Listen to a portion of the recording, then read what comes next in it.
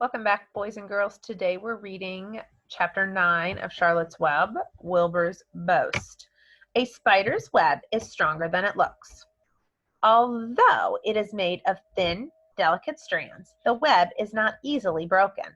However, a web gets torn every day by the insects that kick around in it, and a spider must rebuild it when it gets full of holes. Charlotte liked to do her weaving during the late afternoon, and Fern liked to sit nearby and watch. One afternoon, she heard a most interesting conversation and witnessed a strange event. "You have awfully hairy legs, Charlotte," said Wilbur, as the spider busily worked at her task. "My legs are hairy for a good reason," replied Charlotte. "Furthermore, each leg of mine has 7 sections: the coxa, the trochanter, the femur, the patella, the tibia, the metatarsus, and the tarsus." Wilbur sat bolt upright. "You're kidding," he said. "No, I'm not either. Say those names again. I didn't catch it the first time." "The coxa, the trochanter, femur, patella, tibia, metacarsus, and tarsus." "Goodness," said Wilbur, looking down at his own chubby legs. "I don't think my legs have 7 sections." "Well," said Charlotte, "you and I lead different lives. You do not have to spin a web. It takes real legwork." "I could spin a web if I tried," said Wilbur, boasting. "I've just never tried." "Let's see you do it," said Charlotte. Fern chuckled softly, and her eyes grew wide with love for the pig. "Okay," replied Wilbur. "You coach me and I'll spin one. It must be a lot of fun to spin a web. How do I start?" "Take a deep breath," said Charlotte, smiling. Wilbur breathed deeply. "Now, climb to the highest place you can get to, like this." Charlotte raced to the top of the doorway. Wilbur scrambled to the top of the manure pile. "Very good," said Charlotte. "Now, make an attachment with your splinters. Hurl yourself down into space and let out your drag line as you go down." Wilbur hesitated a moment, then jumped out into the air.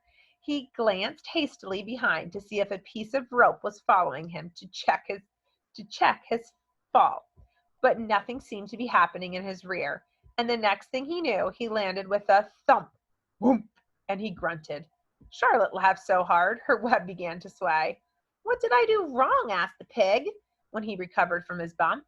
"Nothing," said Charlotte. "It was a nice try." "I think I'll try again," said Wilbur cheerfully.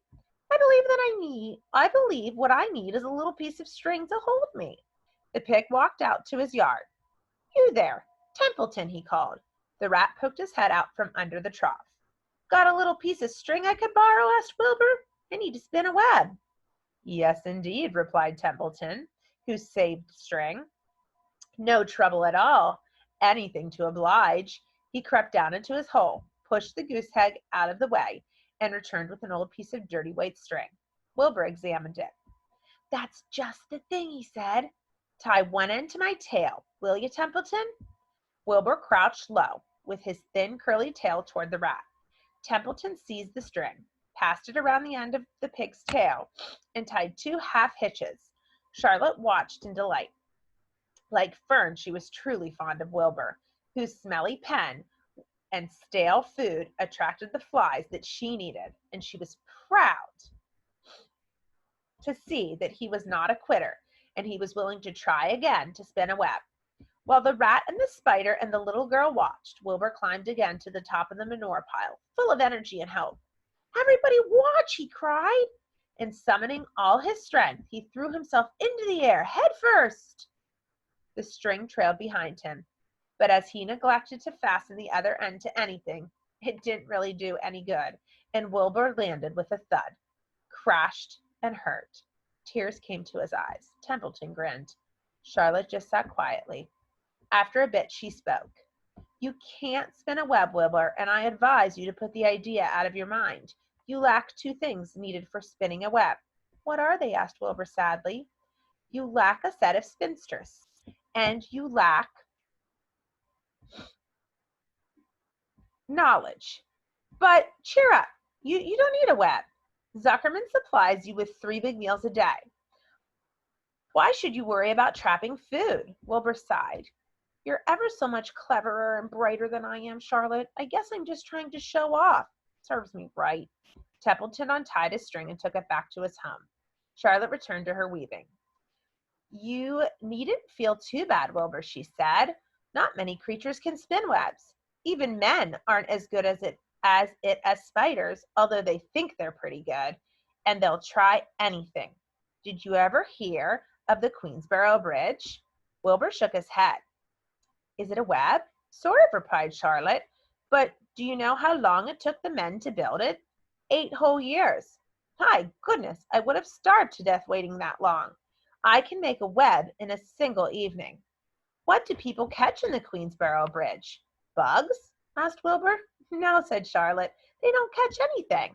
They just keep trotting back and forth across the bridge, thinking there's something better on the other side. If they'd hang head down at the top of the thing and wait quietly, maybe something good would come along. But no, with men it's rush, rush, rush, rush every minute. And I'm glad I'm a sedentary spider. What does sedentary mean? Asked Wilbur. It means I sit a good part of the time, and I don't wander all over creation. I know a good thing when I see it, and my web is a good thing. I stay put and I wait for what comes. Give me a chance to think. Well, I'm sort of sedentary myself, I guess, said the pig. I have to hang around here whether I want to or not. You know where I'd really like to be this evening? Where? In a forest, looking for beechnuts and truffles and delectable roots, pushing leaves aside with my wonderfully strong nose, searching and sniffing along the ground, smelling, smelling, smelling. Smell just the way you are, remarked a lamb who had just walked in. I can smell you from here. You're the smelliest creature in the place. Wilbur hung his head. His eyes grew wet with tears. Charlotte noticed his embarrassment, and she spoke sharply to the lamb. Let Wilbur alone, she said. He has a perfect right to smell, considering his surroundings. You're no bundle of sweet peas yourself. Furthermore, you are interrupting a very pleasant conversation. What were we talking about, Wilbur, when we were so rudely interrupted? Oh, I don't remember, said Wilbur. It doesn't make any difference. Let's not talk any more for a while, Charlotte. I'm getting sleepy. You go ahead and finish fixing your web, and I'll just lie here and watch you. It's a lovely evening. Wilbur stretched out on his side. Twilight settled over Zuckerman's barn, and a feeling of peace. Fern knew it was almost supper time, but she couldn't bear to leave. Swallows passed on silent wings, in and out of the doorways, bringing food to their young ones. From across the road, a bird sang, whippoorwill, whippoorwill. Larvae sat down under an apple tree and lit his pipe. The animals sniffed the familiar smell of strong tobacco. Wilbur heard the trill of the tree toad and the occasional slamming of the kitchen door. All these sounds made him feel comfortable and happy, for he loved life and loved to be a part of the world on a summer evening. But as he lay there, he remembered what the old sheep had told him. The thought of death came to him, and he began to tremble with fear. Charlotte, he said softly. Yes, Wilbur? I don't want to die. Of course you don't, said Charlotte in a comforting voice. I just love it here in the barn, said Wilbur. I love everything about this place. Of course you do, said Charlotte. We all do. The goose appeared, followed by her 7 goslings. They thrust their little necks out and kept up a musical whistling, like a tiny troop of pipers. Wilbur listened to the sound with love in his heart. Charlotte, he said. Yes, said the spider. Were you serious when you promised you would keep them from killing me? I was never more serious in my life. I'm not going to let you die, Wilbur. How are you going to save me? Asked Wilbur, whose curiosity was very strong at this point. Well, said Charlotte vaguely, I don't really know, but I'm working on a plan. That's wonderful, said Wilbur. How's the plan coming, Charlotte? Have you gotten very far with it? Is it coming along pretty well? Wilbur was trembling again, but Charlotte was cool and collected. Oh, it's coming all right, she said lightly. The plan is still in its early stages and hasn't completely shaped up yet, but I'm working on it. When do you work on it? Begged Wilbur. When I'm hanging head down at the top of my web. That's when I do my thinking, because then all the blood is in my head. I'd be only too glad to help you in any way I can. Oh, I'll work it out alone, said Charlotte. I can think better if I'm alone. All right, said Wilbur, but don't fail to let me know if there's anything I can do to help you, no matter how slight. Well, replied Charlotte, You must try to build yourself up. I want you to get plenty of sleep and stop worrying. Never hurry, never worry. Chew your food thoroughly and eat every bit of it, except you must leave just enough for Templeton. Gain weight, stay well. That's the way you can help. Keep fit and don't lose your nerve. Do you think you understand? Yes, I understand, said Wilbur. Go along to bed then, said Charlotte. Sleep is important. Wilbur trotted over to the darkest corner of his pen and threw himself down. He closed his eyes. In another minute he spoke. Charlotte, he said. Yes, Wilbur.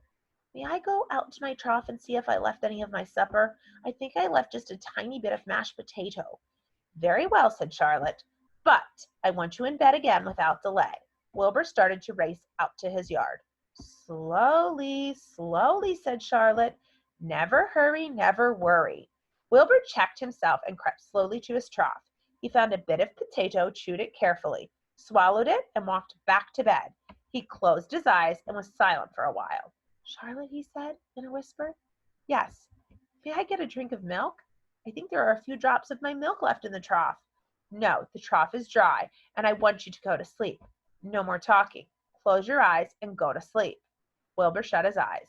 Fern got up from her stool and started for home. Her mind was full of everything she had seen and heard. Good night, Charlotte, said Wilbur. Good night, Wilbur. There was a pause. Good night, Charlotte. Good night, Wilbur. Good night. Good night.